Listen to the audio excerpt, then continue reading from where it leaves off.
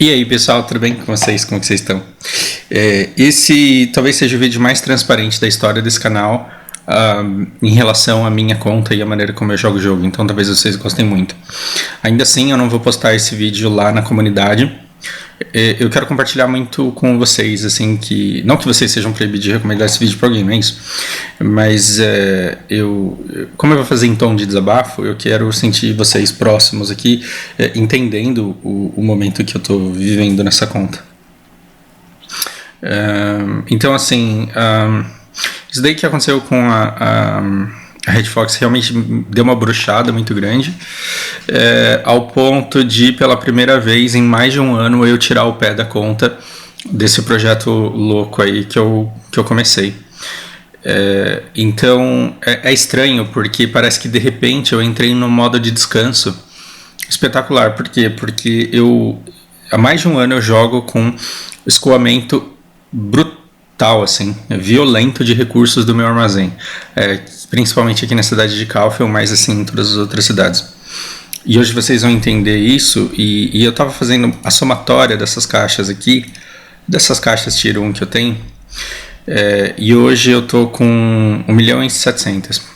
Eu achava que eu já tinha passado de 2 milhões, mas eu tô em 1.700.000 caixas dessas de Tier 1, tá? Não essas aqui. A produção dessas de Tier 3 está praticamente parada. E aí eu quero que vocês entendam o que foi que fez eu chegar aqui nesse ponto. Então, houve um amadurecimento e uma transformação na minha vida, porque assim, quando eu voltei do Japão, em 2010, eu estava querendo correr atrás daquilo que eu não havia vivido no Brasil, porque afinal de contas eu passei 10 anos no Japão, então eu queria sair, eu queria conhecer pessoas, eu queria badalar, eu não queria me envolver num relacionamento sério. E nisso eu tinha que conciliar uma agenda muito pesada e uma vida social bastante tensa, com os cuidados da minha irmã. E eu mal via minha irmã, e eu percebi que o tempo que eu passei afastado, ele começou a fazer muito mal para ela. A minha irmã é esquizofrênica, tem uma playlist sobre esquizofrenia aqui no canal, meio confusa, mas talvez vocês gostem. E aí o que aconteceu é que mudanças aconteceram, eu entrei no relacionamento, saí, mas aí eu consegui puxar todo o meu trabalho para dentro de casa, e aí as coisas elas começaram a melhorar muito, sabe? Porque eu nunca vou conseguir poupar a minha irmã do medo e da ansiedade, mas a minha presença é uma âncora bastante importante para a estabilidade emocional dela. E aí o que aconteceu? Conseguindo trabalhar em casa, eu podia estar próximo e podia me dedicar ao meu trabalho, e eu tinha condições de fazer coisas em casa que eu nunca tive, porque muito cedo na vida eu consegui grana para conseguir comprar os jogos que eu queria jogar, mas aí eu trabalhava tanto e eu tinha uma vida tão complicada e intensa que eu não tinha tempo de jogar esses jogos. E eu fui me descobrindo cada vez mais caseiro, porque assim, a minha vida, inclusive tem gente que me pede muito para falar sobre relacionamentos, e a minha fase de conhecer um monte de pessoas, entre aspas, o curtir a vida, eu tive a minha fase de curtir a vida, mas ela foi muito ruim e ela foi muito destrutiva para mim, porque você se cercar de várias pessoas e conseguir seduzir e conquistar várias pessoas não significa necessariamente que você vai conseguir se livrar da sua solidão, do seu vazio interno. Então chegou uma hora que eu percebia que a minha vida de Gandai, ela machucava a mim e as pessoas com quem eu me envolvia muito mais do que trazer benefícios. E aí eu comecei a tirar um pé, a diminuir um pouco isso nessa vida. E eu também percebia que às vezes quando eu saía com alguém, ia para uma viagem e ficava 3 dias longe de casa, a minha ausência era muito mais percebida pela minha irmã do que na época em que eu trabalhava fora o dia inteiro, porque ela já não estava acostumada a ficar sozinha. Então eu senti ao longo da minha vida uma transição para uma pessoa extremamente caseira, e que quando eu saía de casa eu ficava preocupado e ficava querendo voltar logo. Eu acho que conforme a gente vai amadurecendo, então, somado ao amadurecimento de perceber que a vida de sedução e de relacionamentos superficiais não me satisfazia, que a vida de consumo não me satisfazia, e que eu gostava muito de ficar dentro de casa, isso me pareceu muito importante e interessante. Então eu me tornei uma pessoa caseira. E na época eu jogava muito Heroes of the Storm, eu jogava muito MOBA. Eu sempre odiei esse jogo, mas a minha relação de amor e ódio com esse jogo ela sempre foi enorme.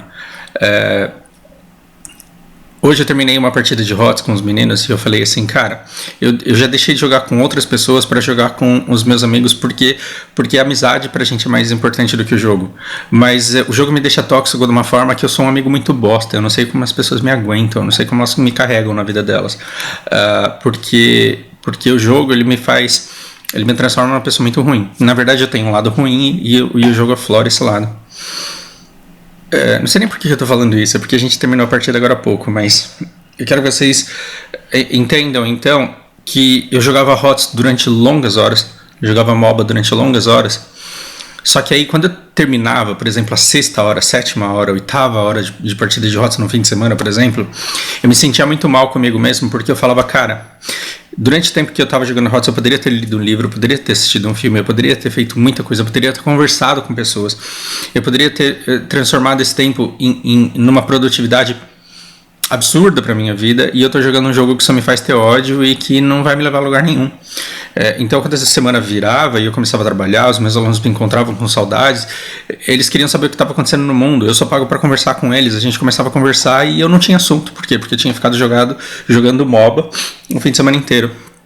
Tava errado, minha vida estava sendo vivida da maneira errada. O Zé então me chamou para jogar o BDO e eu falei, cara, MMORPG nunca mais na minha vida. Mas, já que a gente é amigo, é parceiro, vamos experimentar esse jogo para ver como que é. E quando eu entendi a mecânica desse jogo, eu fiquei simplesmente fascinado com ele. Fascinado por ele. Estudei.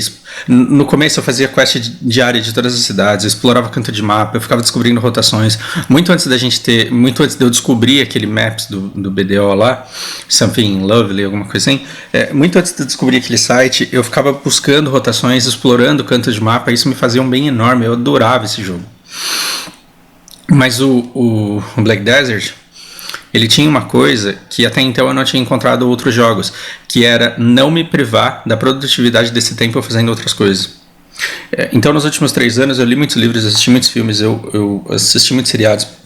E assim, o conteúdo dessas coisas, filme e seriado, diminuiu e aumentou imensamente a quantidade de canais de YouTube que eu rushei, que eu absorvi. Então, assim, o BDO me permitiu chegar no fim de semana e descobrir um novo canal, um novo YouTuber. E assim, aquela ferramenta, Video Speed Controller, me permitiu rushar esses canais numa velocidade 2.5, 3.0. Então foi uma época extremamente produtiva em que, jogando um MMO, eu consegui transformar muito a minha visão de mundo e eu amadureci muito como pessoa.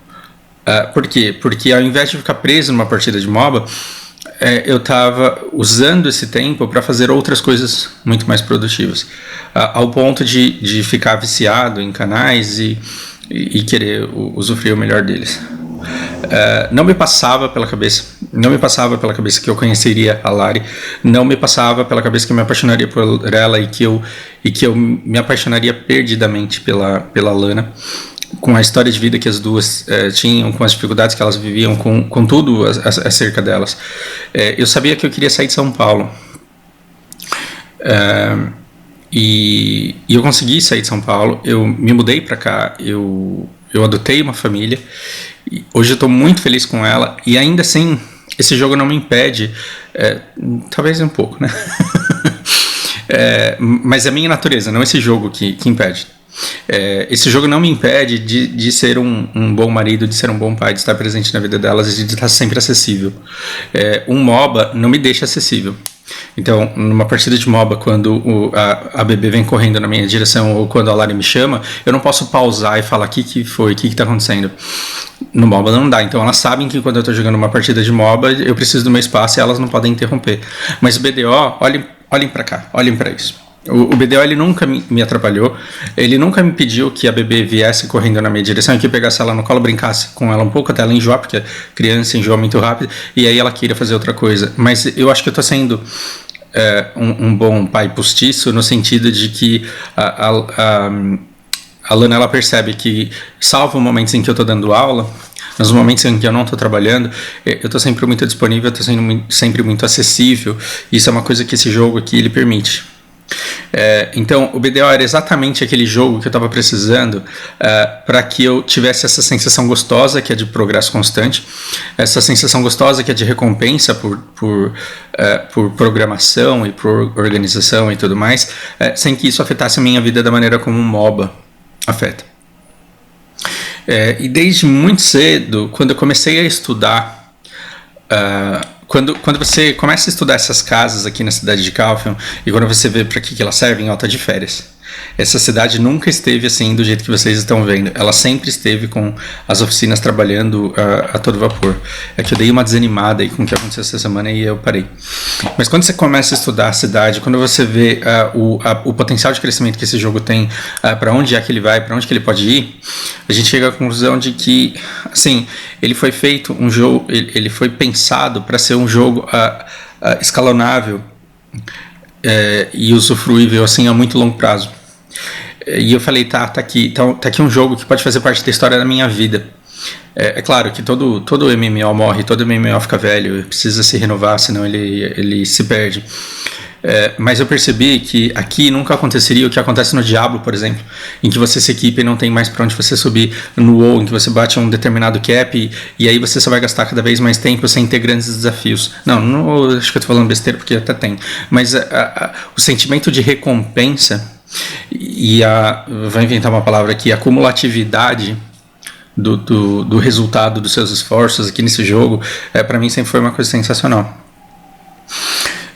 E aí eu sempre priorizei XP acima de tudo, e não é porque eu quero que as pessoas... Veja, eu não priorizei XP porque eu queria que as pessoas olhassem para essas medalhinhas e falassem, nossa, como o cara é foda. Porque na verdade essas medalhas, elas, ao mesmo tempo que são ostentáveis, elas são motivos de vergonha, porque quem olha essas badges aqui fala, meu, o cara não vive. O cara realmente não se diverte, o cara não respira, não transa. O que um cara para ter tantas badges assim faz da vida? Então, nunca foi o meu intuito ter essas badges para falar, olha aqui como eu sou bom. Porque isso não significa que eu sou bom, só significa que eu joguei muito. Claro, administrando o tempo da melhor forma possível, como poderia ter feito. Mas o que me fez pensar é que esse jogo ele me permitiria que durante todo o tempo que eu jogasse, eu pudesse olhar para trás e ver que tudo que eu tenho é um acumulado de muito esforço, de muita organização e de muita constância. E essa constância nesse jogo é uma coisa que os cuidados com a minha irmã e a natureza do meu trabalho são coisas que a necessidade que os cuidados da minha irmã impõem, mas a natureza do meu trabalho permitem que eu tenha. Então, quando eu olho para essa conta aqui, eu de fato vejo, nossa, que legal, eu bati Guru 50 de culinária, eu bati Guru 50 de processo, mas eu ainda tenho toda a alquimia para fazer, porque eu escolhi deixar ela para depois, mesmo sendo ela mais rentável, e eu ainda vou poder me dedicar a coisas como pesca, como navegação, por exemplo, caso me dê na telha. Mas estudando a natureza do jogo, a natureza das skills que os trabalhadores pegam, a disposição das cidades, nada me tirava da cabeça que o comércio era uma coisa que exigiria muita dedicação, muito tempo e muitos recursos para que você ficasse na frente, e que estar na frente poderia ser muito bom em dado momento do tempo do servidor do jogo. Então, muito rápido, antes de sair grana, aliás, e principalmente depois que saiu grana, eu entendi que o comércio não seria alguma coisa para te deixar rico, mas que seria uma coisa absurdamente custosa para que você estivesse à frente, para que num dado momento alguma mudança pudesse acontecer no jogo, para que você pudesse de repente usufruir imensamente os resultados disso estando à frente de muita gente. O que me fez pensar isso? O que me fez pensar foi a imensidão de recursos que você precisa para fazer uma única carga e o potencial que as cidades têm de gerar a produção dessas cargas. Então, quando, por exemplo, eu percebi que uma viagem de cavalo, que leva uns 40 minutos mais ou menos, você pode levar 7.150 caixas, certo? Vamos encerrar essa conta aqui. Isso daqui são 15 tábuas. São 7.150 caixas vezes 15 tábuas compensadas. E para as compensadas você teria que ter vezes 4 tábuas normais. E para cada normal você teria que ter vezes 2 madeiras daquela árvore. Então uma única viagem ela iria requerer 1 kk de madeira. E esse 1 kk de madeira ele é difícil de se conseguir. Você não vai coletar isso daqui. Coletar. E você talvez não consiga comprar no mercado facilmente. E se você comprar no mercado facilmente, talvez você não consiga cortar essas tábuas com tamanha eficiência, com tamanha precisão ao longo do tempo. Imagina, você... só que essas mesmas 7.150 caixas, feitas por um trabalhador bem upado, requer 1.700 ciclos de 5 minutos. 1.700 ciclos de 5 minutos, que dividido por 60, ele consegue fazer umas 150 horas. Não demora tanto tempo para se fazer assim. E aí, quando você olha para uma cidade como essa, e você vê que... e você procura casas de madeira... Tô meio cego, cara. Oficina de madeira. Olha o tanto de oficina de madeira que tem nessa cidade. Então, isso daqui, desde sempre quis me dizer alguma coisa. Que o comércio, em dado momento, ele pode ficar extremamente forte. A capacidade produtiva das cidades de itens de comércio é absurda. E que pode chegar um dia, por exemplo, em que você queira se dedicar único e exclusivamente a fazer caravanas de entrega de comércio. Esse modelo pode mudar, a maneira como você faz os negócios podem mudar, e podem, por exemplo, existir novas cidades mais distantes do que Grana, com um buff um pouco maior, e podem existir cidades outras que não Valência, com buffs também para aumentar a rentabilidade das caixas.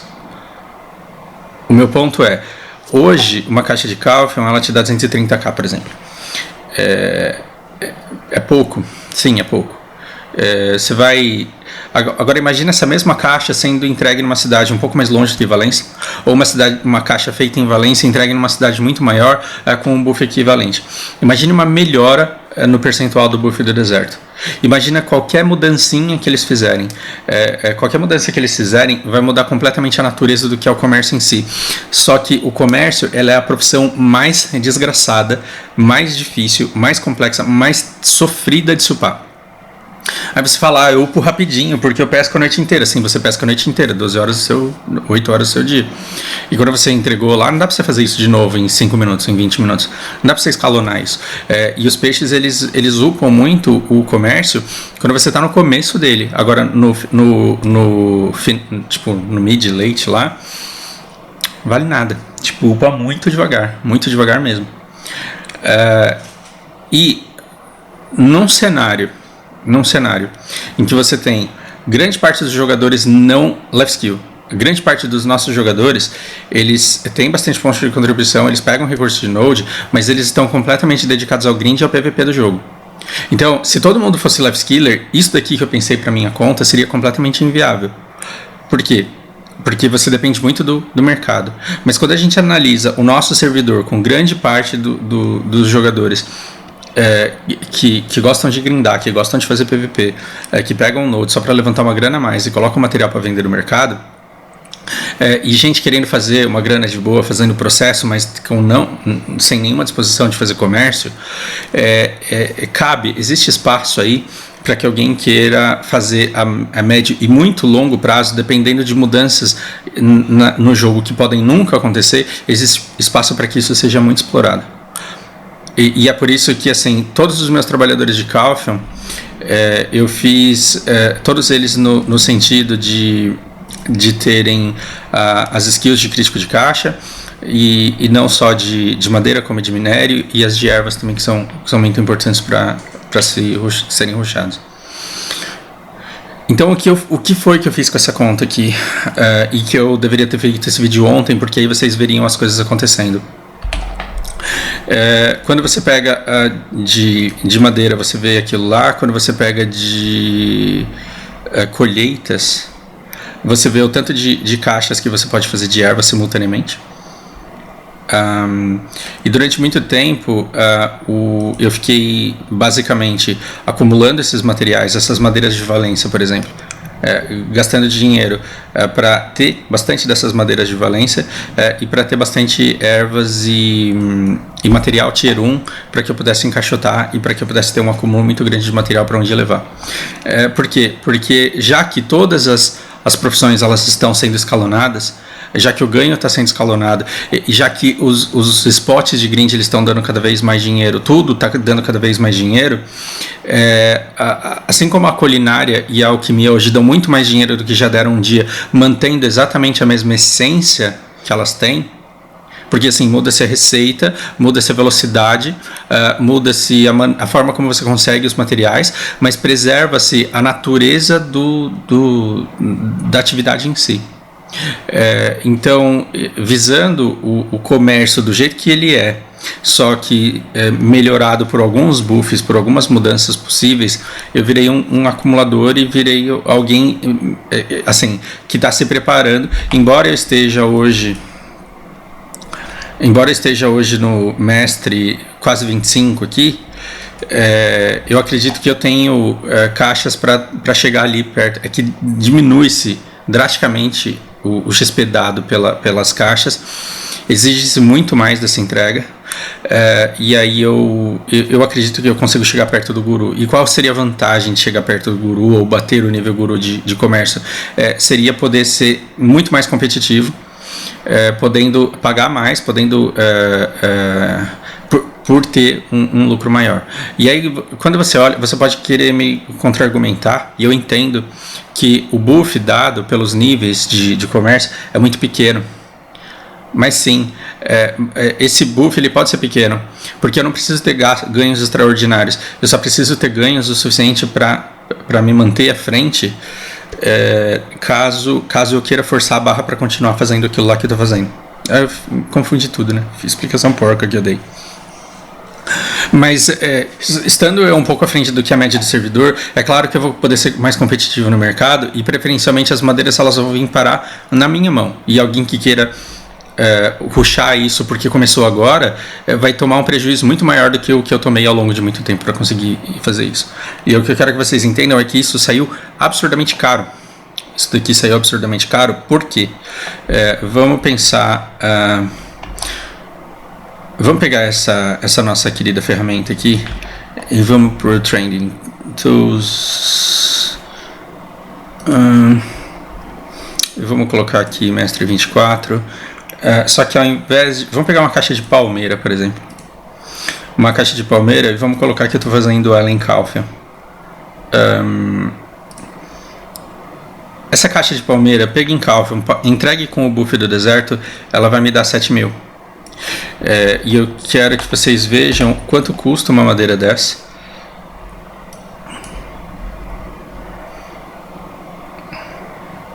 Essa madeira custa, 400.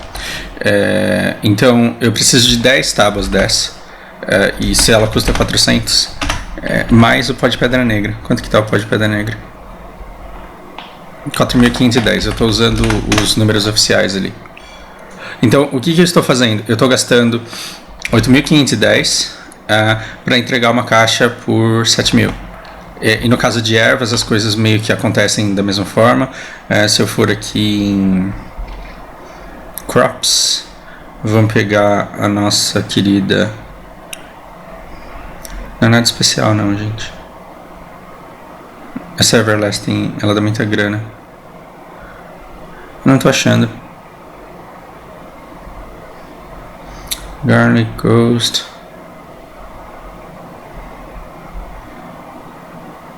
A verdade é que eu esqueci como que é o nome da erva aurora em inglês. Eu não tô conseguindo nem procurar ela. Sunrise Herb. Vamos pegar isso daqui feito em Calfion também. De Calfion para Valência. Veja, é 3.110. Então, mesmo que você consiga pagar aí 200, 300 nela, vamos colocar 200 não. Você vai gastar 2.000 de erva. O pó de pedra negra, ele é mais caro do que o que vão pagar por você para essa caixa. Ou seja, tudo que eu estou fazendo isso daqui é jogar basicamente dinheiro no lixo. E o que eu estou acostumado a ver acontecer?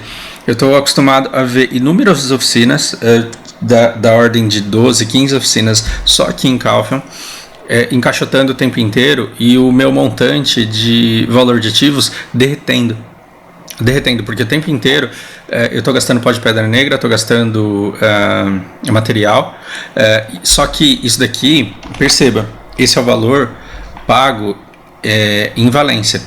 Dei uma olhada no valor da caixa que entra na somatória dos materiais, ó, 750.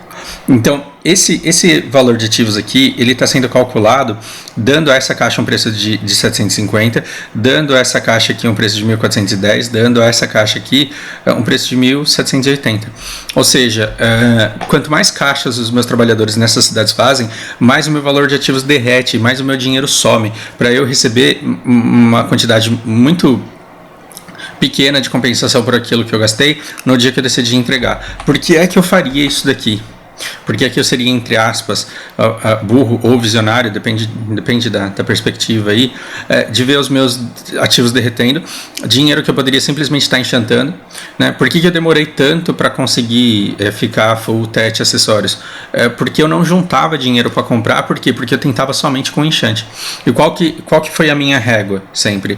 Não, primeiro de tudo, não deixar as oficinas pararem, aumentar o meu acúmulo de material, e com os excedentes eu fazia enxante. Ou seja, o enxante, o progresso, ele estava de gear, ele estava por último, ele estava em terceiro lugar.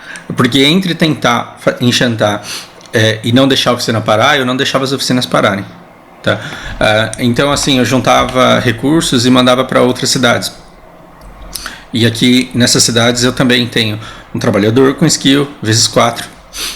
E ele trabalhando para encaixotar. Por quê? Porque no dia que eu decidi entregar tudo isso daqui, eu vou conseguir um burst enorme de XP. Então, se de repente o comércio ele ficar muito bom, eu não só estaria entre os primeiros, talvez sendo o primeiro, eu não só teria uma vantagem muito grande entre a média do servidor, mas eu conseguiria me descolar do ponto onde eu estou de forma muito rápida. Então, se você me perguntar hoje qual que é a sua profissão principal, a minha profissão principal, ela não é nem a coleta e nem a culinária. Ela é em si o comércio, porque toda a minha conta eu fiz centrado em conseguir me manter à frente do servidor no nível de comércio, mas tendo um potencial de deslocamento muito rápido, caso um dia o comércio ele se torne interessante. Caso um dia o comércio ele se torne lucrativo. Por que raios eu fiz isso? Uma boa pergunta. Porque sempre me pareceu a coisa mais desafiadora e a coisa mais difícil de se fazer dentre todas as profissões.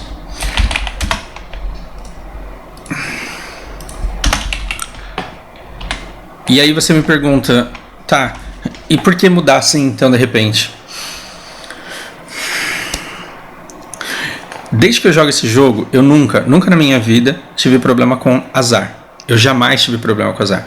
Então, para tentar 10 brincos de manos pro PRI e falhar os 10 com 70% de chance, não tem problema, é RNG. Então, eu tenho 10 brincos no mais 0. Uso 100 pedras, falho os 10 brincos, tendo 70% de chance de passar cada um deles. Isso é RNG. Eu nunca mandei ticket para a empresa falando assim, eu tenho muito azar. Nunca fiz isso, porque o que é RNG eu entendo. Agora, esse jogo, ele nunca tinha falhado comigo da maneira como ele falhou na semana passada. E assim, depois eu agradeço quem interagiu comigo e eu não consegui responder porque eu estava muito chateado para continuar essa conversa e ficar me desgastando com isso. Mas o que fizeram depois foi falar assim, Fausto, mas é que você foi meio burro, né? Não com essas palavras, mas assim, a pessoa que disse isso. Mas é porque você foi meio burro, porque você estava 008. E aí você foi até o 100 e depois você passou do 008, você foi até 1.48. Aí fica difícil mesmo você provar. Perceba, eu não fazia ideia de que eu estava jogando um jogo em que eu teria que provar que eu cheguei no 100%. Eu não fazia ideia. E aí teve gente que me deu rage porque falou que eu tava jogando clickbait no meu vídeo. Porque no meu vídeo eu falei assim, o que você faria se você upasse até o nível 63, 99.999, matasse um mob e voltasse pro 63.00.000? Por que foi que eu fiz essa analogia? Porque eu peguei um char, eu peguei uma conta no nível 451, que estava .008, eu upei, eu fui até o 100%, e quando eu cheguei no 100%, ele voltou para o 451.000. Foi isso que aconteceu comigo. Foram 5.250 pratos entregues de uma vez só. A primeira coisa que eu entendi é que a tabela do Incender ela pode estar errada, porque o Incender ele diz que para você entregar um nível você precisa de exato 5.249. Eu fui lá e entreguei 5.250. Era para eu ter chego no exato ponto em que eu estava. Era para eu ter chego no 0.008 ou então no máximo 0.009 ou 10. No máximo isso. E eu descobri que não, eu cheguei no 0.008, mas eu passei e foi até o ponto 1, foi até o 1.42. Esses outros 0.6 aqui eu não sei de onde veio, mas quando eu entreguei ele foi até o 1.42. Só que eu permaneci com a mesma quantidade de CP que eu tava. E isso pra mim representa muita coisa, porque pela primeira vez o jogo falhou comigo não numa questão de sorte ou azar, mas numa questão matemática. Ele falhou comigo matematicamente. Agora, se um jogo que quando eu entrego a quantidade necessária para dar um ponto de CP, ele não me dá um ponto de CP, que motivação o jogo quer que eu tenha de pegar esses 1.700.000 caixas que eu tenho craftadas e levar do outro lado do mapa para upar XP, para um dia eu usufruir dos bônus e dos benefícios que chegar no nível em que cheguei me dão? Porque vai ser o que? RNG agora? É cap isso daqui? Então, será que 451 é cap e não vai subir disso? Ele não deveria ter voltado para o 000 então. Porque se 451.999 fosse o máximo, ele deveria parar lá e não permitir que eu subisse. Mas ele permitiu e ele zerou o contador. Se isso daqui foi o cap, ele não foi medido. Agora o que vai ser? Vai ser RNG para ver se você consegue o ponto de CP ou não? Isso daqui me brocha de uma forma sem tamanho, porque o jogo tirou de mim a certeza que eu tinha dele, de que todo material que eu tenho ele não será perdido, de que todo material conquistado ele será preservado, e que as coisas dadas como certas, como garantidas, elas devem ser te dadas. E aí eu tenho o meu ticket com a Red Fox aqui. E eu falei, olha, eu linkei para eles. Depois deles terem fechado, eu falei, a imagem mostra um print da semana passada, né, de uma semana atrás com 451. Por favor, olhem os logs de culinária do Ninja e percebam que ele subiu do artesão 6 ao artesão 10 em menos de 1 minuto, que foi o tempo de entrega dos pratos. Ou seja, que ele não uparia a culinária dele tão rápida se eu não tivesse de fato entregue todos esses pratos. E que tendo entregue todos esses pratos no nível 4, né, 451... Perceba, se com 451 pontos, estando eu hoje nesse nível aqui, não faria sentido que eu tivesse entregue 5.250 pratos, que o Ninja tivesse upado 4 níveis do artesão de culinária e que isso daqui tivesse permanecido no 1.48. O que eu preciso da empresa? Eu preciso de mera vontade de analisar o caso para, através dos logs que eu tenho na conta, perceber que eu estou falando a verdade. E o que eu ganho em troca disso? Descaso e pessoas questionando para saber se eu estou falando a verdade ou não, e se na verdade o problema não é mesmo que eu não sei contar e que eu não sei fazer conta. Então o Black Desert, olha a maneira como eu jogo o Black Desert. Eu não jogo esse jogo de maneira imediatista, eu jogo a médio e longo prazo, pensando em como eu estarei no final das contas. Agora, como é que eu vou me dedicar a um jogo se eu não sei como estarei no final das contas, porque aquilo pelo qual eu pago não está sendo me dado? Por que eu estou fazendo alquimia aqui? Porque eu brochei de processo e culinária, sendo que eu tinha me preparado. Eu fiquei com praticamente 2 kk de cereal aqui, porque eu tinha estabelecido como meta que eu chegaria nos 500 CP. Primeiro, inicialmente eu disse para vocês que eu não rusharia por CP mais e que eu faria as coisas por dinheiro. E eu comecei a fazer culinária por dinheiro e eu comecei a pegar muito leite e ter muito lucro. Só que eu não tinha essa sensação gostosa que eu tenho de ganho permanente para conta. O silver da culinária, que eu estava trocando os pratos por leite, estavam sendo ótimos porque estavam me dando dinheiro. Mas eu não tinha essa sensação gostosa de progresso que eu tinha para conta. Como eu tenho, por exemplo, fazendo CP. Agora, que motivação esse jogo quer que eu tenha de voltar a cozinhar para voltar a entregar pratos de CP se eu não tenho certeza se ao chegar ao 99.9 eu vou conseguir bater no 100? Como é que eu vou me motivar para cozinhar de novo nesse jogo se eu não tenho certeza se eu vou receber o ponto na hora que eu entregar? E se eu pergunto para a empresa se tem cap e ela não me responde? Se tem cap no servidor e ela não me responde. Entende? Então, eu parei de fazer uma das coisas que mais me orgulhava, que era tocar a conta, conseguir melhorar em gear, conseguir ir comprando coisas, mas sem deixar de trabalhar no meu projeto de conta, porque isso daqui não é um projeto de mês, não é um projeto de ano, isso daqui é um projeto de conta que eu fiz. Então, eu deixei de trabalhar no meu projeto de conta porque eu realmente não sei se eu estou perdendo o tempo da minha vida ou não. Na verdade, em tudo a gente perde tempo na vida. Todo jogo, todo entretenimento, tudo que você faz é uma perda de tempo. Viver é uma perda de tempo. Mas a diferença é que fazendo o jogo do jeito que eu fazia, jogando essa conta do jeito que eu jogava, eu me divertia porque eu tinha constantemente essa sensação de progresso e de estar trabalhando numa coisa que me recompensaria depois. E agora eu não tenho ânimo, porque eu estou fazendo um monte de coisa e eu não sei se eu vou ser recompensado. Aí o que eu farei? O que eu fiz? Eu parei de encaixotar tudo que eu estava encaixotando e aí eu tô tendo um custo de manutenção dessa conta absurdamente menor. Na verdade, zerei meu custo, né? Porque eu precisava trabalhar aí 300kk por dia para deixar essa oficina rodando aí, essas oficinas rodando porcamente.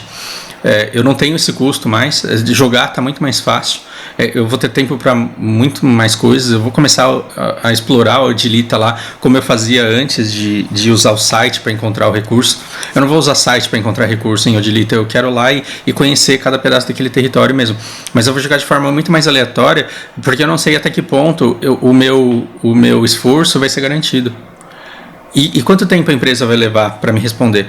Quanto tempo essa empresa vai levar para dizer, Fausto, o que aconteceu foi um bug pontual, isso não vai voltar a acontecer, você pode voltar a cozinhar tranquilo. Quanto tempo essa empresa vai demorar para me dizer isso? E quando ela disser, quanto tempo de conta, de esforço, de trabalho, de concentração, de dedicação eu terei perdido?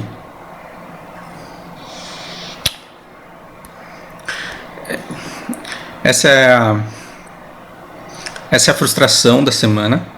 E é claro, tem muito mais coisa para ser feita nesse jogo aqui que não envolve essa... Tem muita coisa diferente que dá para fazer nesse jogo aqui sem que eu fique obcecado por um ponto de contribuição ou outro.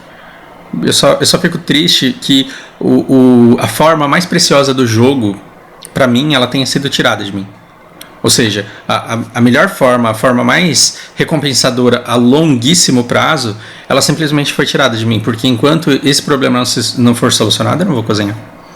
Não os 2kk de cereal que eu tinha juntado na conta, isso eu não vou fazer mais.